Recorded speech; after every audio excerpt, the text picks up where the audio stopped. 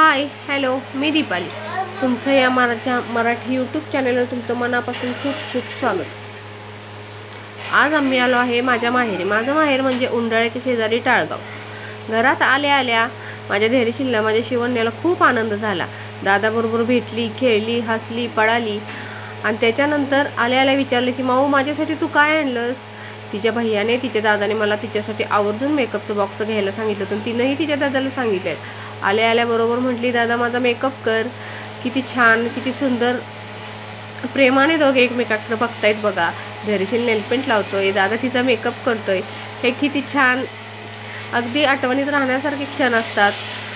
म्हणून तर हा मी यूट्यूब चॅनल खोलला आहे। माझ्या मुलाचं बालपण या यूट्यूब चॅनलमध्ये थोडंफार तर टिपता येईल, ते माझ्या आठवणीत राहील। हे दिवस हळूहळू निघून जातील, पण हे व्हिडिओ पाहिले तर मला माझ्या मुलाचं बालपण नक्कीच आठवेल, माझ्या बाळाचं बालपण नक्कीच आठवेल। बघा डोळे मिटून कसं दादा मेकअप करतोय, ती शांतपणे बसले। तिचंही तिच्या भावावर खूप प्रेम आहे। रोज फोन करणं, रोज दादाची चौकशी करणं, दादा दादा करून मागे पुढे पळणं, हे प्रेम फक्त बहिण भावाचंच असू।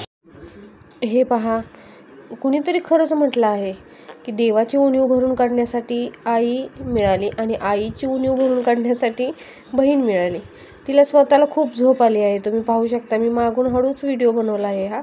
तिला स्वतःला खूप झोप आली आहे, तरीसुद्धा दादाचं डोकं दुखतंय म्हणून तिच्या भावाला तिच्या दादाला ती थोपटून झोपवत आहे। हे किती बहीण भावाचं प्रेम असतंय बघा। मुली खरंच समजूतदार असतात।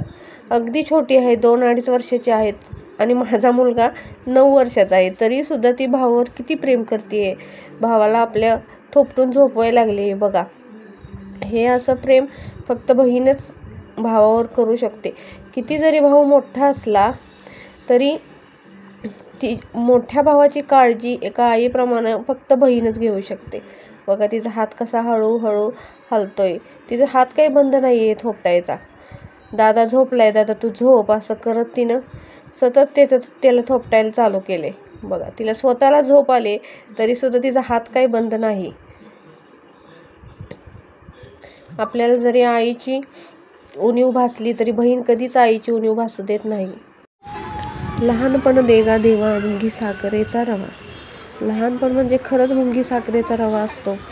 लहानपण हे आपल्याला जपून ठेवता आलं पाहिजे। लहानपण सर्वांचंच आठवणीतले दिवस असतात। लहानपण म्हणजे प्रत्येकाच्या आठवणीतले दिवस असतात।